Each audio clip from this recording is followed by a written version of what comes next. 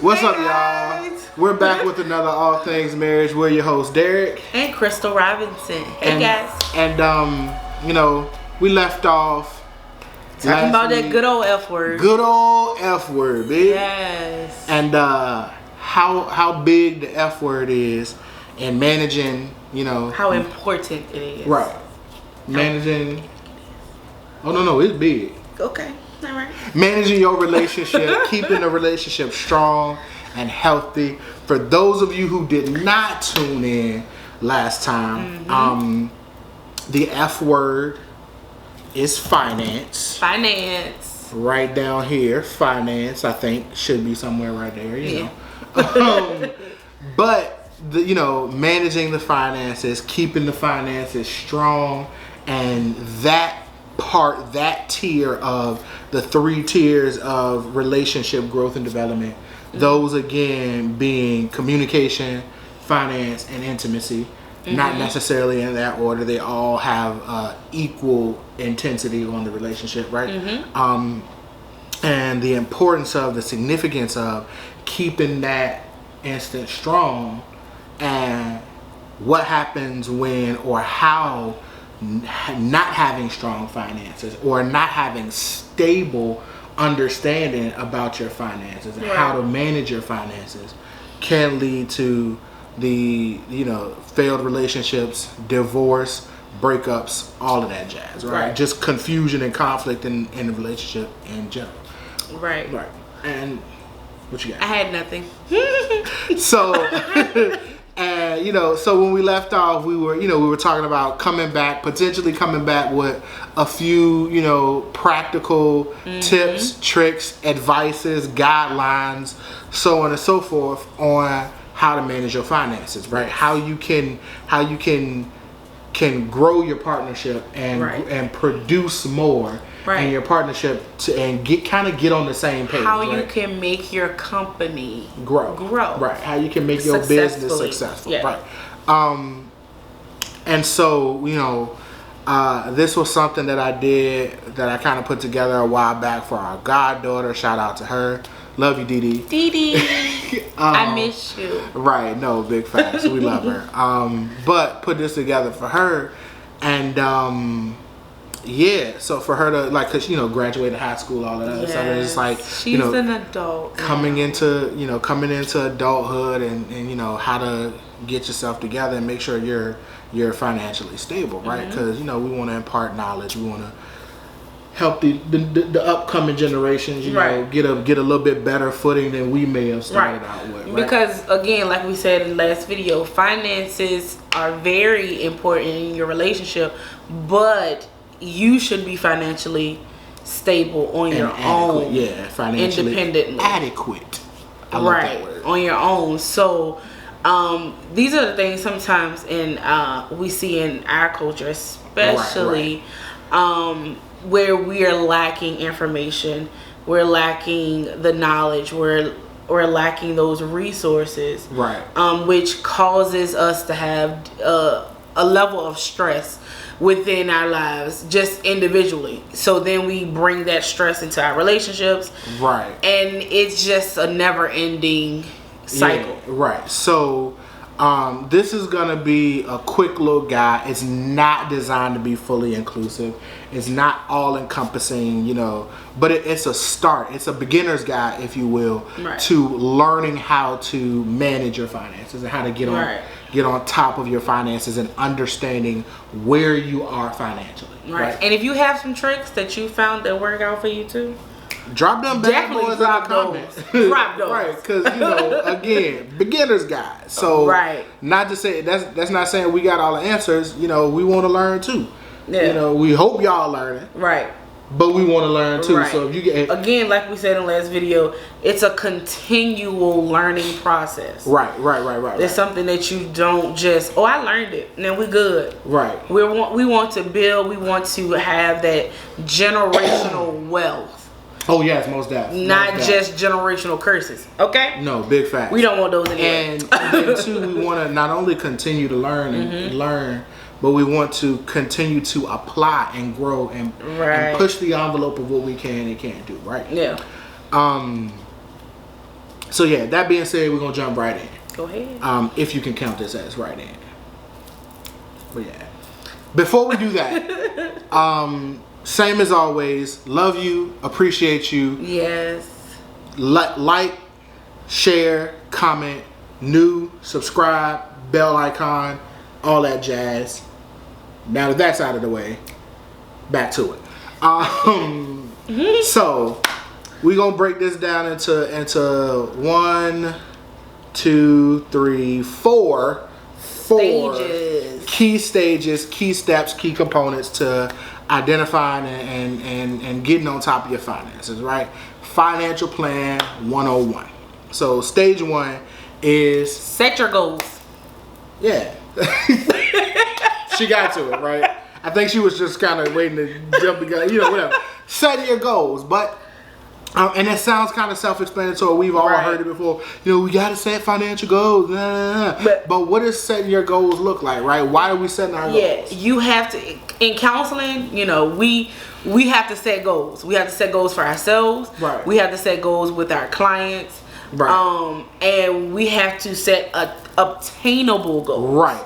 So, and I'm glad you said that, because it sounds cliche, but like first and foremost, you want to create goals. In order for you to be on top of anything, you got to have goals, right? Yeah. But we want to create financial goals that we want to achieve, not just for the year or till I get my new car or whatever. Like we want to set lifelong financial goals, right? But I feel like people miss the mark when it comes to the goal setting part, which is why a lot of times we fall short of our goals, not just financially, but just in general we fall short. And it's because we look at, I want to set a goal of I want to be rich, right? Yeah. I want to be rich one day. And we don't know what that looks like. Right. What is rich, right? What happens when we become rich? Right. So what needs to happen, what we need to keep in mind when it comes to the goal setting, because it's all about your state of mind. It's all about up here and how you prepare up here, right? So what we need to do is we need to make sure when we're in this stage 1, in this first phase of getting on top of our finances, we are setting tangible, measurable goals, right? Because to say I want to be rich isn't measurable, right? Because what is rich? To the average everyday on the street, having $1 million is rich. Yeah. However, when you get to that $1 million status, understand that Uncle Sam is taking 40% off top, right?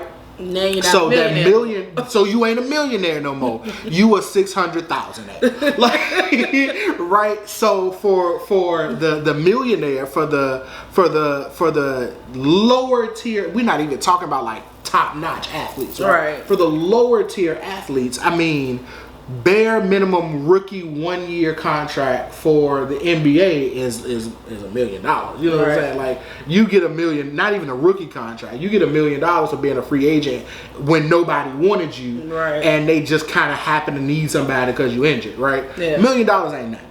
So for the LeBron, $1 million ain't rich. Yeah, you know what I mean? Like I'm broke. Like you broke when you had $1 million. You know what I mean? And for LeBron having his his $200 million contract or whatever it is now, I don't keep up with it. Do you not like LeBron? Well, no, that's besides the point. But for him, his $200 million contract is that's wonderful. That's good money. But then you go to like Jeff Bezos. Yeah. You go to Bill Gates. You go to Elon Musk, and that's chump change. That ain't nothing. Yeah. So to say I want to be rich isn't tangible. Right. That's not a measurable goal.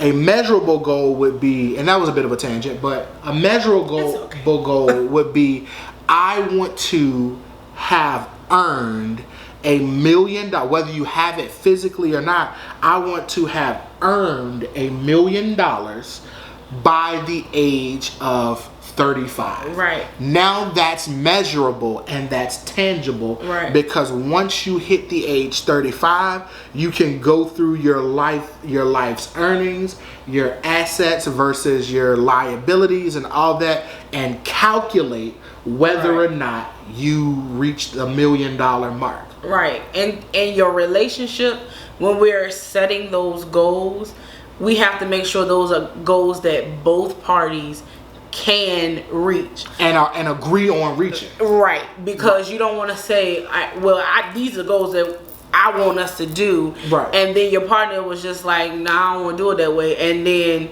instead of contributing to the goals, they're doing their own thing. Right. Therefore, you're working in circles. Yeah. So, and like we talked about last week, one of my goals, pre us getting together, one of my goals in college was having car trouble. I want to buy a new car in 2 years. Right. That is a destination and a time frame in which to get there. So at the end of 2 years, I can measure whether or not I've achieved that goal. Right. So setting goals, and like we said, we're talking lifelong goals, not just for today and tomorrow. So again, we're really building a legacy. Right? Yeah. Shout out to Bishop Manigault teaching us about the legacy, the importance of legacy. So we're talking a 1 year goal, where I want to be. What's a goal for 1 year from now, 365 and a quarter days from now, 2 years from now, 5 years from now, 10 years from now, 20 years from now, 30, 40, 50, so on and so forth. Right. What are the tangible, measurable things that I want to achieve or that we want to achieve in our relationship from a financial point and these different mile markers. Yep. And you can set the mile markers as 1 year, 2 year, 3 year, 4 year, 5 year, 6 year, 7 year, however frequent you want those to be hit. But helpful hint, quick little secret, the smaller the goal and the shorter the distance between goals, the easier you will find it to reach your goals, and then you'll have that excitement. You have that little bit of, it's called dopamine. Right. You have that hit of dopamine, that joy that comes with achieving the goal, so it'll give you the strength to get to the next goal. It's kind of like, when you're losing weight, and you set a goal and say, well, I want to lose 5 pounds by the end of the month. I would say that's doable, right? That's doable, right? And then you get to the midpoint of the, you have, did your meal prep, right? You have been working out, or you set those goals to work out, 3 or 4 times a week, and midway of the month, you like, I've reached my goal already, right? Yeah, and it's just like, well, dang, I could reach 10, or whatever, pounds. Exactly. That energy that you have to push through and keep going. Exactly. And that's the importance of the goals being measurable and tangible, because you can track how close you are to getting to that goal. And so if you're on pace, if you're behind schedule, or if you're ahead of schedule, and you can make adjustments. So step 1, setting tangible, measurable goals for life achievements financially. Right. Boom. That's right here. Now, if he doesn't put it there, that's going to be so rude. Because you already know. You just going to be out here doing this for no reason. Oh, that's funny. That's funny. Number 2. Step number 2. Identifying. That's a 1. I know. I was saying identifying. I wasn't counting. Oh God. I can't. You stay focused. I can't. Okay. All right. Number 2. Identify your current financial status. Woo. Broke. Me and my buddies in college, we were somewhat social outcasts, right? Oh. And so everybody was all hyped up about, the different fraternities. Q Psi, Alpha Phi Alpha, and the girls all on their sororities, whatever. Zeta, Delta, my girls, Delta. So me and my homies, we stuck together like glue. We looked out for each other, right? But we had our own little fraternity. Yeah. We called ourselves Broke Fi Broke. Because Mellow, me by me, right? Right, bro. I can only look out for myself.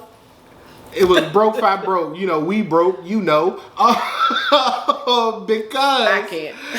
Because the idea was, I may not have a lot of money. You may not have a lot of money. He may not have a lot of money. But if we can pool this money together, then we can make some. As the young people say, we can make some shit. That's key point. That's a little deeper. Yeah. The relationship. Yeah.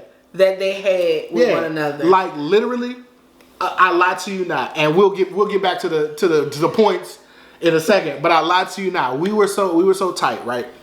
That, and this is definitely a true story. The numbers may be slightly off, but this is a true story.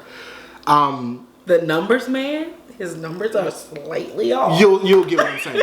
So the idea, like there was an instance where it was like me, my buddy Tom, my buddy Jamar, and we're like, we struggling. We broke, and it's like, man, I don't get paid to the end of the week, but a brother hungry, and my buddy Tom is just like, I mean, I got like $3, and Jamar's like, I mean, I ain't got but $2. We got but $2 or $3. We working with a hot and ready already. And I'm like, that's what I'm saying, right? And I'm just like, I mean, I got like 4 or 5. I could probably, if I scoop up the change in the cup holder in the car, I could probably make it a smooth $7, right? We working. And so we was just like, bet, head over to Little Caesars, get us 2 hot and readies, and a 2 liter. No, not a 2 liter. We get us 2 hot and readies. We get a 3 liter soda at Dollar Tree, and a pack of the little white plastic cups, like the little small joints. And so now we got us 2 pizzas. That's 16 slices of pizza. Yeah.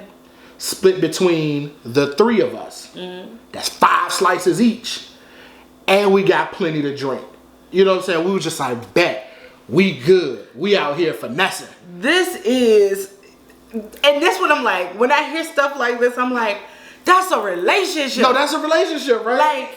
Like, and that same mentality as we bros and I got your back, you got my back. It's the same way in your marriage, in your romantic relationship. Right. I got your back. Right. What you got, I got. That for each other. You know what I'm saying? What I got, you got. Right. We putting it together and we're gonna make something out of it. But that to say, back to our points, we understood what our financial setup was. Yeah. Like we understood that individually we would struggle. But if we stuck together, it may not be the greatest thing, but we always gonna have what we need. Right? We understood our financial status, right? And so that's point number 2. If you're following along, point number 2 is identifying your current financial status. Right. And so there's some main things that you gotta kind of look at with that.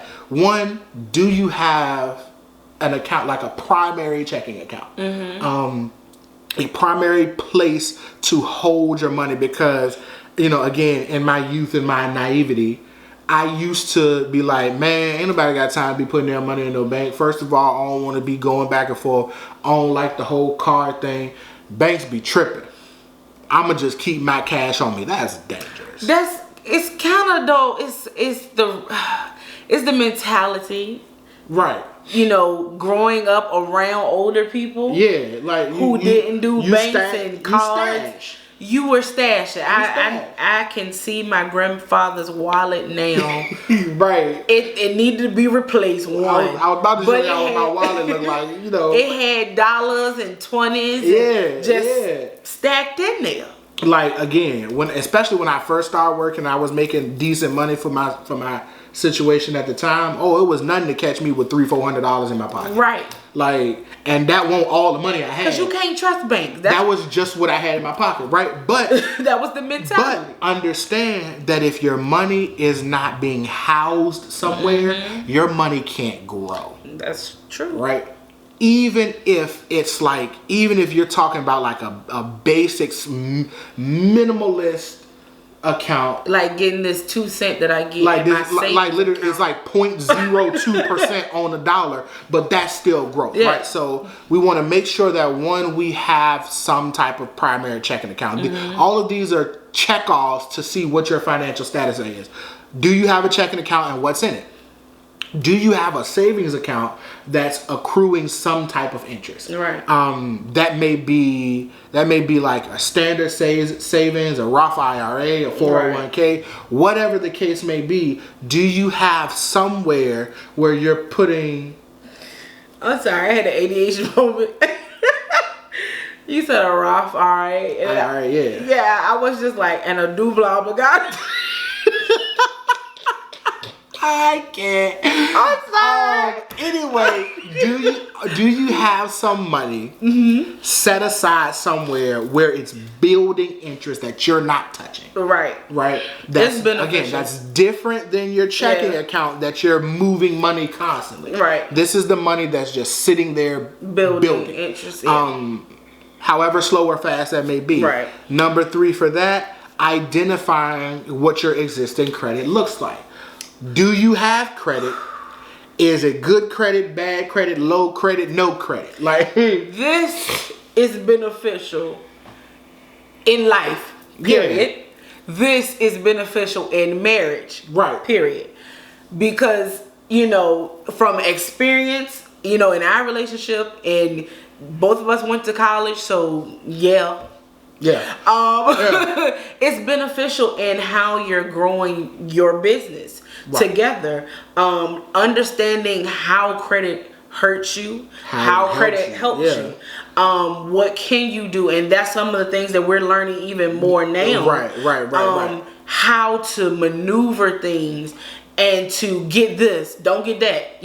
Wait till this time. Right. Knowing when to try to build your credit. Right. Or when to expand your credit. Right. And when to pull back. Right. All of that other stuff. But it starts with knowing what your credit looks like. Knowing your credit profile. Right. Because money in the bank says one thing. It's like, nice bank. You got a nice bank, but your credit is shot. Right. It's so if you ain't sitting on that LeBron type money, if you ain't even beyond that, if you're not on that President Trump money, that Jeff Bezos type money, where you can just go and grab a meal and throw it at something, and not hurt yourself because. Again, like I said, having the money in the bank and your credit is shot, and I'm going to get a house, I'm going to get a mortgage, and they're running credit. It's like, well, no, I can pay cash for it, but I paid cash for it, and now my bank account is at zero. And now my bank back to zero, and my credit is shot. Right. But I got a house.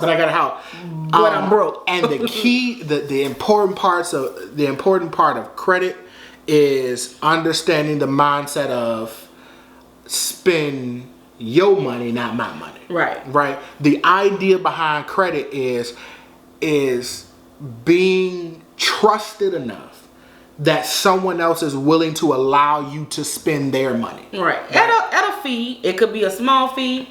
Right. Or it could be a gigantic. We can talk later. You can hit us up in the comments or inbox us, whatever, if you want to get real deep into that part. But knowing what your credit history looks like, knowing what your credit profile looks like, knowing your credit score, and then number 4 with this, knowing your debt to income ratio. Yeah. Because they gonna know when they run your credit. Because even if you could have an 815 credit score, right? Credit is amazing. Right. But if you owe, even with your 800 credit score, if you owe $500,000 and you only make $50,000, you still ain't right. And that's why I said they're gonna know when they run your credit. Because they see all of that. Now, how you get to that point? God, it's just not. Oh, I got an 800. That's all they looking at. No, they're gonna look at payment history, all of that stuff. Right. Yeah. So, like I said, I don't know how you would get to an 800 if you only make $50,000 a year and you owe $500. I don't know how that mathematically works.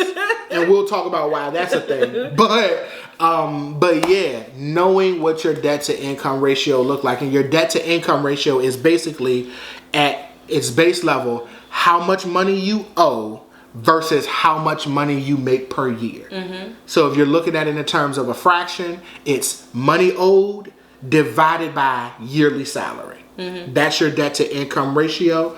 And you want that number to be as, oh my gosh, my brain just died. I'm gonna pick it up. I'm gonna get it for you. Oh my gosh, like you don't want a lot of debt to income. I don't know why my brain just fried. like literally it was an egg that got cracked into a hot skillet and just stopped bubbling. I don't understand. But that's why it's important for you to have those conversations. Yeah. Low debt to income is what I was trying to say. Jesus. But that's why it's important for you to have those conversations. Yeah. Because when you get married, a lot of people, you don't want to have those conversations, and you may feel like my money is my money, but if you understand that information, if you understand how credit and making your money work for you goes, it's so beneficial to say, I got this, you got this. Right. Let's figure out how to make this thing work because trust and believe, it don't matter what kind of agreement, arrangement, prenuptials, all that other stuff you got. Let's just say you build your relationship and you grow to the point of marriage. And you get married, and God forbid one of you pass before the other. Y'all don't have the romantic end where you land in the bed and both fade away into the distance together. I'm not gonna laugh at that. When you die and you married, your debt is going to your next of kin unless you have it identified in your will as otherwise. Yeah. Your debt is gonna transfer to your next of kin. And I don't know him. And if you married, your next of kin is your spouse, what right? You calling me for? I don't know that. So, you can say my money, your money, all you want to, but your money is your money. My money is my money, but our debt is our debt. It's ours. Like that's how the law looks at it, right? Yeah. So I'm gonna tell them that Jesus paid it all. Paid it all. He got it. Talk to him. He said, I'm a lender and not a borrower, is all I'm saying. Don't get me started on the word. Anyway, so that's phase number 2, identifying your financial status. Again, having that primary checking account and knowing what's in there, what's going in, what's going out. Having that savings account, something stashed to the side to build and to grow that you're not touching. Identifying what your current credit status is, what your credit score is, all that jazz. And then knowing your debt to income ratio, which is how much money you owe versus how much money you make per year. Boom. Stage number 3, step number 3 to building your credit, building your financial profile, getting better F word in your relationship is building credit. I thought you said it already. No, I didn't say building it. No. Oh yeah, I'm sorry. You was doing your little dance. My bad, baby. But building your credit. So once we know what our credit looks like, once we know what that debt to income is, then it's time to build. It's time to grow and develop and mature that thing so we can that sounds funny. So that we can leverage our own worth. So how do we build? First things first is you gotta monitor it, right? They have if you're not familiar, if you didn't know, you have Credit Karma that you can use. That's free, that you can use to look at your credit. But also for like $1 a month, you can actually subscribe to the actual credit bureaus. You go to their website. It's the 3 credit bureaus that everyone looks at is TransUnion, Equifax, and FICO. You can go to the TransUnion website. You can go to the Experian website. Most of the time, if you have a credit card with your bank or whatever, you can get your FICO score that way. Capital One has CreditWise. Which tracks your FICO. Navy Federal tracks your FICO. Again, if you go to Experian website, you can track your FICO and your TransUnion and your Equifax on there. I think Credit Karma only does Equifax and TransUnion. Right, Credit Karma does Equifax and TransUnion, and we'll drop all of that in the description. So you don't got to worry about trying to take notes and keep up. We'll drop it in the description for you. That's the first part of building your credit, is monitoring your credit. You utilize these resources. That way you can see exactly what's on your credit report and how your credit is moving with each phase, right? Like and because the credit bureaus get reported to monthly, right? So if you, like, let's just say you paid off your car note today, it's not going to show up on your credit report tomorrow, but next month this time it'll be there, right? It's something, depending on the circumstance, it may take sometimes 2 months, but usually it doesn't go past that, right? But monitoring your credit is important. That way, like when you go to get that new car, when you go to apply for that loan, get that mortgage, apply for the credit card, you're not surprised about what comes back. All too many times, our people, and we know what we mean, you know what I'm saying? But and I ain't even gonna say our people in like a race instance, but like I'll say lower income people, right? People who don't have this knowledge baked in their youth. They'll go to apply for a car. They go to the dealership, find what they want, and then it's time to sit down with the salesman, and they say, all right, well, let's run your credit, and that's the first they're hearing about credit. Right. You know what I'm saying? Or they bring back the credit report, and it's just like, well, did you know this and this and this and this was on there? And you sitting there like, I ain't know all of that. Monitor your credit so you know what's there, right? Because every time they pull your credit, that's another ding on your stuff, right? And then 2, we need to understand actually how credit works, right? Yeah. And I don't want to get too deep into this. Why are you looking at me like that? Why are you looking? The way you said, I don't want to get too deep in this. But your credit is comprised of a couple components, and again, I'm gonna try to do it as much from memory as I can, but I'll definitely will drop again in the description the actual numbers, the actual metrics, right? But your credit profile is based on a couple things. There's your payment history, which is 35% of your credit. That weighs the heaviest. And then you have late payments. That's your payment history. Okay. Not credit history. Because I know they history. Be cutting some stuff up now. So you have your payment history. That's how many times you pay on time. What's the likelihood of you being late on a bill? That's your payment history.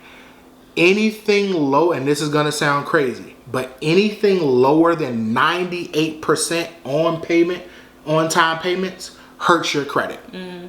Every single month, like every time it reports, hurts your credit. And so, you want to make sure that you're paying everything on time. Honestly, like literally, if you miss one payment, that stays on your credit for roughly 4 or 5 years. And depending on how many things you have, that percentage is going to be that low it's going to drastically hurt that. Right. So that's like, I would say the best thing to do, because sometimes especially with student loans, I can't pay you $300 a month, or it gets higher than that.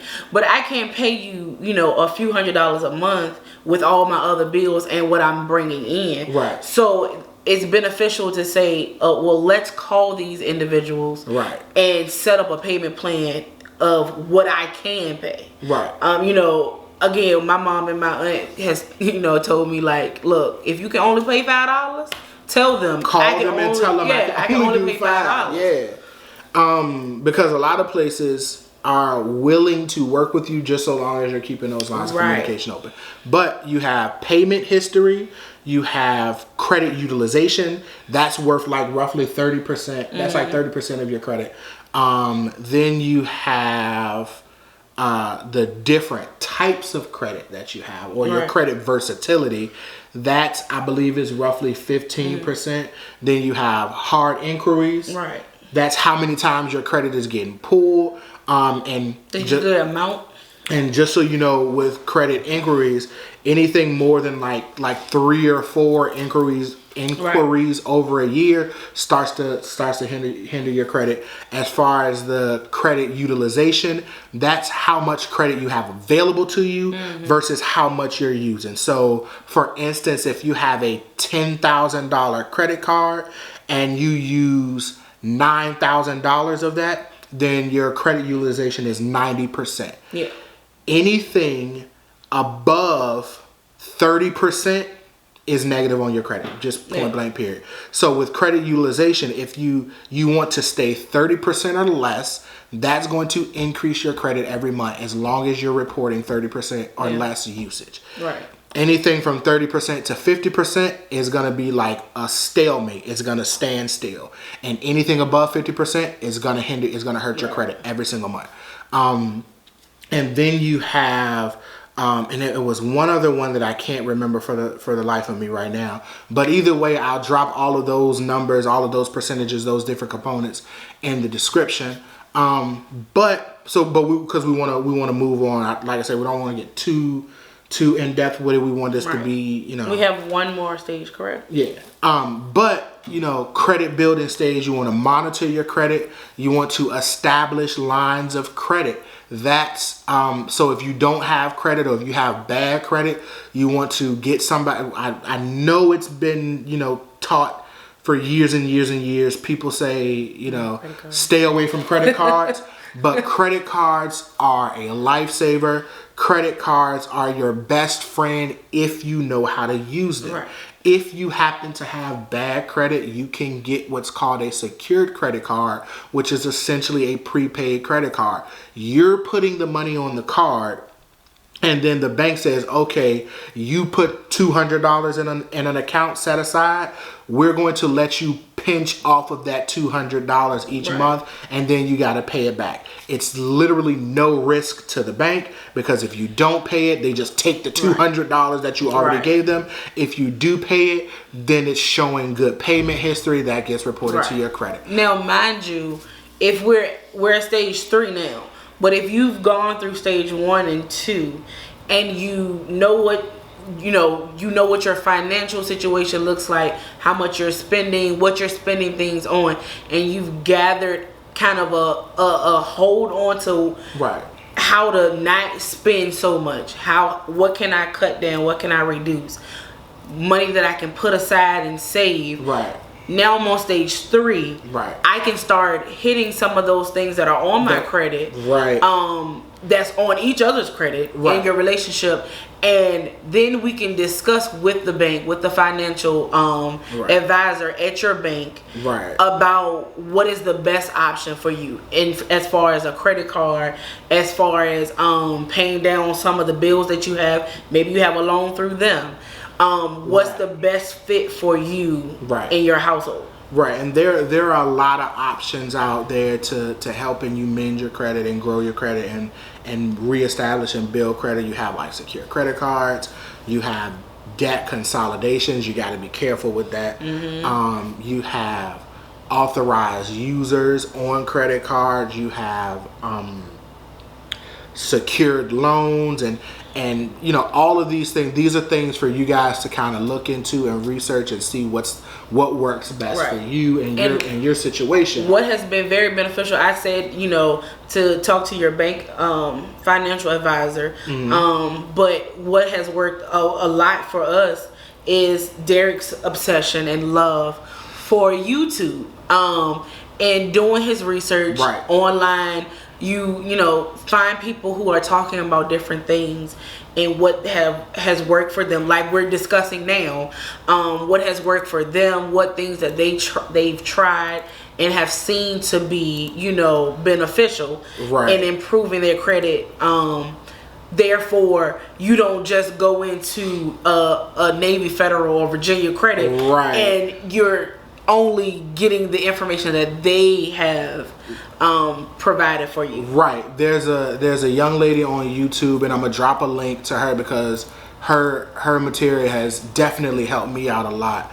And if I can think of any more, I'll drop those in links too to kind of explain how building credit works and how some of the different banks monitor and manage credit and utilize, and how you can not really guarantee, but how you can get approved for different things.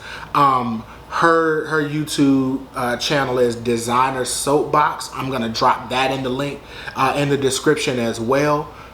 So you guys can take a look at her page, and like I said, if I remember any others, then I'll put that out there too, because again, we're here to help you, and hopefully you help us, right? And again, we want to just say that we know this information may be a lot. This is honestly why we did a second video, because it is beneficial, it is needed, whether you're single, whether you're married, have children, don't have children. It's beneficial for your growth and your development, especially financially, for your relationship and individual. And you don't have to consume all this information at one time and oh my god, where did I start? You start at step one. You start at the first bullet in step one, and you rehearse and you do your study. It takes time, just like a relationship. It takes time to get to know someone. Sometimes it takes time to get to know your habits. Like, dang, I do that. I didn't know I do that. Like, every time I go in the store, I have to buy chapstick or a bag of chips. And it's just like, I don't have to do that every time I go in the store. So we're going to move on to step number 4. This is the last of our 4 steps.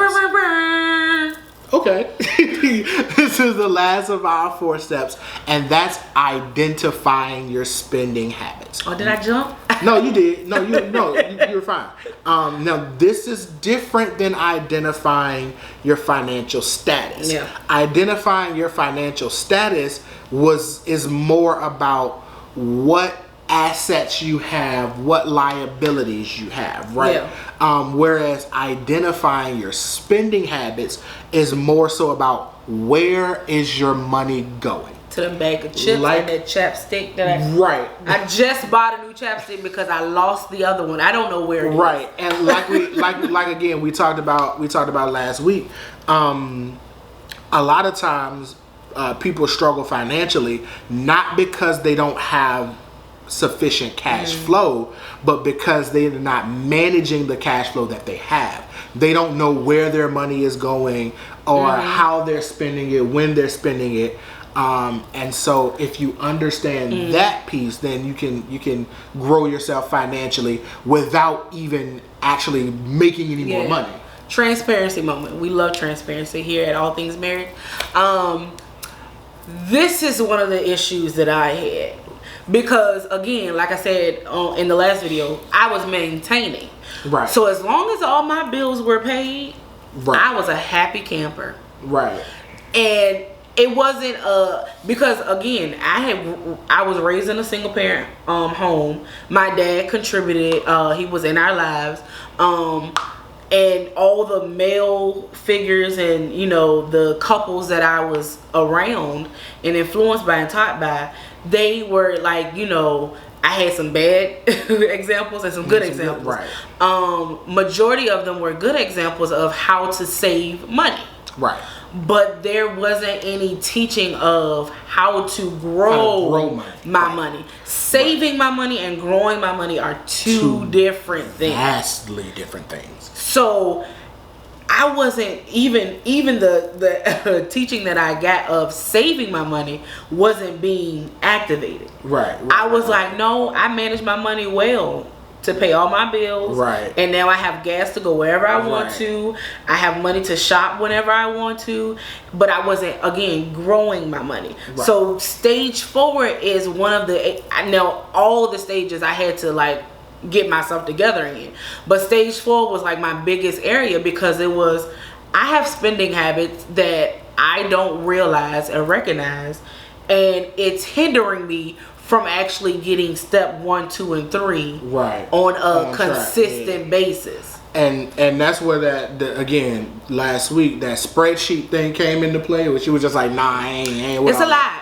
It's because my thing was, I want to know down to the day, down to the penny, where every dollar is going. And for me, I could use that, and I could kind of look at it like, once I put everything in there. It took some time to work it out, but once I put everything in, I could at a glance look and see, oh, I noticed that around the 23rd of every month, I have an influx of fast food. So now, in order to better manage my money, I need to go back and over the next month or two, really take a hard look at, what am I doing around the 23rd, hypothetically? What am I doing around the 23rd every month? The reason my fast food expenditure increases by, let's just say, $20. Right. Like, normally I'll spend hypothetically $10 a week, and then around whatever the 23rd is, it's an additional $20. Right. What am I doing? What's happening that's causing that? Yeah, and it could be simple, like, you know, on the weekends we go to his parents' house. Right. We travel to go to church. That's about 40 minutes away from our home. So if we're there, right, we may go out to eat. Right. We might go to somebody else's house and we're ordering in, and right, exactly. All of this stuff is happening. But if I'm not tracking that information, I don't. It's not that you don't know, but you're not conscious of that's what's happening. And then you look and you say, well, I make this amount and my bills are only this. Why am I always, scratching the bottom of the barrel when payday come around? Right. Because we've had instances where we're out and Derek has said, well, we have $120, this is not the exact number, but we have $120 that we can do whatever we want with, because he's pre-calculated everything for the month or for the week or for that pay period. He's calculated down to, we have 120. That's after savings, that's after bills, that's after extra savings, that's after like your ties, your investment, your bills, your medical expenses, your emergency what ifs, all of that. Then it's just like, okay, now you got $120 with. Now again, realistically, will we spend this $120 all on this one day, or will we say, well, we got 2 days here, what do we need to spend money on while we're here? Or are we gonna try to hold on to that 120, so next pay period we have 120 starting out plus whatever else is you know what I'm saying? And so but that comes with identifying what your spending habits are. Do you spend $10 a week on fast food or $50 a week on fast food? Just so you know, if you're spending $50 a week on fast food, that's $200 a month on fast food.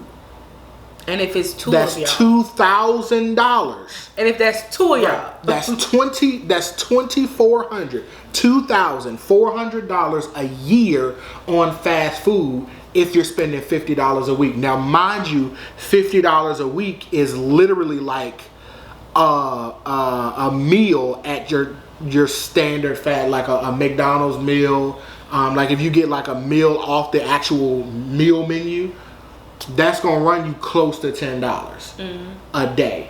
Yeah, because I like Chipotle. Right. So like again, if you go to like a Chick-fil-A, you get a Chick-fil-A, a McDonald's, Burger King, whatever, you get a value meal, that's gonna run you about $7 or so. Then you do 7 times 7, because 7 days a week, you do one meal 7 days a week, that's $49 at the end of the week. You right at that 50 mark, so you just spent $2,400 a year just eating fast food, and that's only if you do fast food once a week. And you might look at it and be like, oh, $2,000 a year, that's nothing. But if you then at the end of the year and be like, dang, I could have invested $2,000. I could have cooked something at home and invested that $2,000. And imagine if you're buying extra. Now you go to the grocery store and you buy food, but then you're doing fast food, one meal a day, and then on the weekends you go out and spend $20 or $30 with your friends because you know you're gonna go get drinks or you just going just whatever. Now you done bumped that up to $3,000 a year. It and that's not to say that that's bad, but it's about knowing that that's what you're doing with your money. Being intentional with your money. Right. So that when you say, okay, I need to save a few dollars, you know where you can start pinching money off from. You may say, okay, well, I can't do 7 days a week, one meal. I can do 3 days a week, fast food. And now I've cut that in half. Now instead of spending $2,400, I'm spending $1,200, and I've saved $1,200 over the course of the year. But yeah, so it's knowing where your money is going on a weekly basis, monthly basis, daily basis, so that you know where you can manipulate your money, where you can manipulate your funds, to make them do what you want them to do. Right. And guys, I'm with you. I'm there. I feel you. We here. It's a lot, right? Again, I am better at understanding. I am better at, him breaking down everything. Because at first I was like, bro, I don't want to talk about this money. Just pay the bills. Hand me the card so I can go get the toilet paper from the store. That's all I need. Right, yeah. So again, that's crucial in understanding, because that's how frustration settles in when you don't recognize that, okay, he or she is trying to build our finances. Where me, I'm like, I'm not going to just hand you the card to get the toilet paper. I need you to know this is your budget for toilet paper. Like, don't go in that store and buy the whole shelf of toilet paper now. Right. Because this is what you get today. Like, Right. Now, again, if you budget your money, if you build your money, then sometimes it doesn't matter if you go and buy the whole shelf. Right. Now, I don't know why you would need to. We might have to have another conversation about that. Right. But it may not. It's okay if you go buy the whole shelf, because you've prepared and planned for. Because I know, with the pandemic, we just like racking up on we was just like, bro, we got to go to the store because these people just buying everything. Right. And that's a good example of rainy day. The nest egg. Yeah. What if you didn't have any money to do the stuff? People are losing their jobs. Yeah. You don't have no cash flow. If the stimulus didn't come through, some of us would have been hit. And now you need toilet paper. Right. And the shelves is running empty. So you run around town trying to find the toilet paper, but you ain't got but $3 of toilet paper. This is all you got. That's all you got right there, Doc. I mean, you gotta make it work. So again, it's beneficial, and that's something simple, childish. But those are the things that you think about when you're saying, I need to know how to build my money. Right. I need to know how to grow my money, not just for me, but for my spouse. If something ever happened to me, how are we gonna do it? In our situation, I don't work. That's not necessarily by choice for either one of us. Right. But in our case, I don't work. So now Derek has to figure out, okay, how do I make my money work where your money should have came in? Right. How do I make our money work plus grow it at the same time? Right. So yeah, we're gonna do a quick little recap, real quick, and then we're gonna get up out of here. I know this has been a long one. I enjoyed it because he enjoyed it. I know that's this has been a bit of a long one, but we want to get you guys some really good, meaningful information, practical information that you can use. So quick recap. We're talking about building these finances, building up your F word in your relationship. Tips, tricks, advice, all of that. Right. Stages to managing your finances, right? So step 1, we got setting your goals, setting tangible, measurable, lifelong goals for your finances, for your relationship finances, as well as your individual. Stage 2, I ain't paying you no attention. Identifying your financial status, right? what accounts do you have? What assets do you have? What does your credit look like? What does your debt to income look like? Stage 3, building your credit.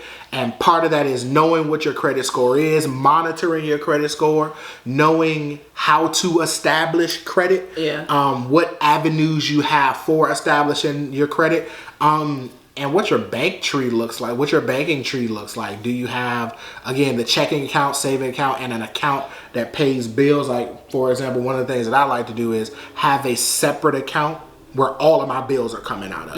And then I can just funnel money into that as needed. You know what I'm saying? More on that later. Maybe not on this video, but later. Later. No, I'm not gonna let him do that to y'all guys. And then, on another video. And then stage 4, identifying your spending habits. Where your money is going on a daily, weekly, monthly basis, so you can know where you can essentially cut corners and shave off, and where you can move and manipulate your finances to get in the position that you want to be in, to increase and grow and mature your partnership, your relationship, your business. Print out that bank statement. Oh yeah, you need to check them and look at it. You need to check them all the time. That's one of the beneficial things about having a bank. I was about to tear that word up. Having a bank account to look at all of your transactions. Yeah. And to see how you just how you spend. It was easy to swipe that card, but once you start looking at that bank account, and you be like, nah, I can't. I don't know if I can do that right now. That's why I stay with stuff in the cart, right? Because I can't swipe it all the time. I just leave it in the cart. It's nice to see you there, but I can't just keep swiping. But yeah, I'm gonna leave you guys with this. Keep this in mind as you're working on managing your finances. It's not important to prove that you can buy something, right? It's not so much of what you can have. It's the fact of knowing that you can get it. Yeah. Right? Like for me, I'd rather know that I can get, what's the big car now, the Teslas. I'd rather know that I can go out and get a Tesla whenever I want it, than to actually physically have the Tesla. I'm still a Toyota girl. You know what I'm saying? Even though I drive a Chevy. But that being said, think on that. Make sure you know what you can do instead of just always doing it, right? And take pride in knowing that you can. Other than that, again, let us know what you guys thought. If you have any questions on anything that we discussed, let us know, give us your feedback, or if you got some more of your own tips, some things that worked out for you, drop all that in the comments so we can see it, so everybody else can see it, and we can all grow as a family. Yeah, share this video with your homies, your spouse, your boyfriend, your boo thing, your entanglement. Share it. Share it so you all can be free. Right. Okay? So we can all grow financially, both individually and in our partnerships. Yep. We thank you for your time today, and we hope that we have helped you even just a little bit. Right. All right. And until next time, this is All Things Marriage. Deuces.